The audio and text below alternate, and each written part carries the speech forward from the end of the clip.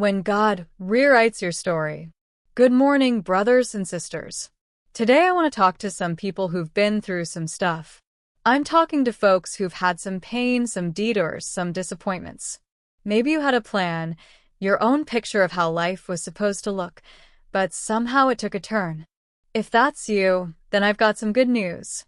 God specializes in rewriting stories.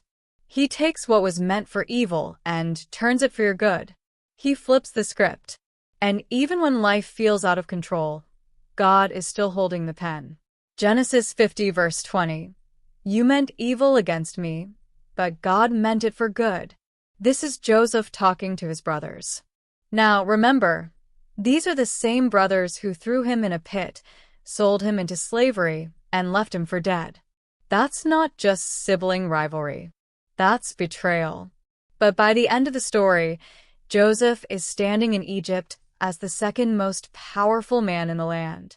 And he looks those same brothers in the eye and says, "You meant evil against me, but God meant it for good." Somebody shout, "God meant it for good." Joseph saw that God hadn't abandoned him in the pit, or in the prison, or in the pain. God had a plan, even when it didn't look like it. Romans 8 verse 28. And we know that all things work together for good. Let's be real. Life doesn't always feel good. Cancer isn't good. Divorce isn't good. Losing a job isn't good. Betrayal isn't good. But Romans 8 verse 28 doesn't say all things are good. It says, all things work together for good to them that love God, to them who are the called according to his purpose. That's divine editing right there. God takes the raw footage of your life, all the scenes you wish you could delete, and he repurposes them for something beautiful. God is the master editor. Think about it like this. Your life is like a movie, but you're not the director. God is. He sees the ending before the beginning. He knows how it all connects. You see just the pain. He sees the purpose. You see a mess. He sees a miracle in the making. You see a setback. He sees a setup for something greater. Some of you feel stuck in chapter 3, but God is already working on chapter 12. Don't close the book yet, he's not finished. Biblical examples of God rewriting stories.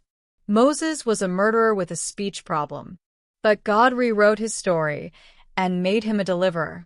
Ruth was a Moabite widow with no future, but God grafted her into the lineage of Jesus. David messed up big time, but God still called him a man after his own heart. Peter denied Jesus 3 times, yet Jesus still said, "Feed my sheep." And don't forget Paul, from persecutor to preacher. God rewrote his whole identity. God doesn't throw away broken stories. He redeems them. 3 things to remember when God is rewriting your story. 1. Pain doesn't cancel purpose. Just because it hurts doesn't mean it's over. Joseph's pit wasn't punishment, it was positioning. Your valley might be where God trains you for the palace. 2. Delay is not denial. God's timing is different. You're not being rejected, you're being redirected. Isaiah 55 verses 8 to 9. My thoughts are not your thoughts, neither are your ways my ways. He's not just trying to get you to a destination. He's shaping who you are on the way. 3. God uses every chapter, even the messy ones, even the ones you'd rather skip. Nothing is wasted with God. Psalm 138 verse 8. The Lord will perfect that which concerns me. Let me speak to your heart today. No matter what chapter you're in, no matter what pit you've been thrown into, no matter who walked out on you, or what fell apart, God is not finished. The author is still writing. And the story ends in glory, not in shame. Philippians 1 verse 6. He who began a good work in you will carry it on to completion. Hold on to hope. Trust his pen. Trust his plan. Let's pray.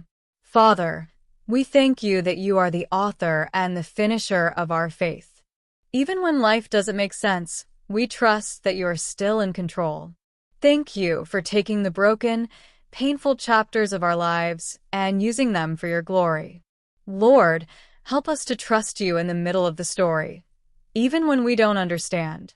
Give us the faith to believe that you are still writing something beautiful. We release our timelines, our expectations, our disappointments to you, and we say, have your way. Rewrite our story, Lord, and use it to draw others to you. In Jesus' name, amen. And now, may the God of all grace, who has called you into his eternal purpose, strengthen you, restore you, and make you steadfast. May you walk boldly in the truth that your story is not over, and the best is yet to come. In the name of the Father, the Son, and the Holy Spirit, go in peace, with faith in your heart and purpose in your steps. Amen. Thank you so much for watching today's devotional. If you enjoyed this video and found it uplifting, please give it a thumbs up and share it with your friends and family. Don't forget to hit the subscribe button and click the bell icon so you never miss an update. Your support helps us reach more people with the Word of God. Have a blessed day, and see you in the next video.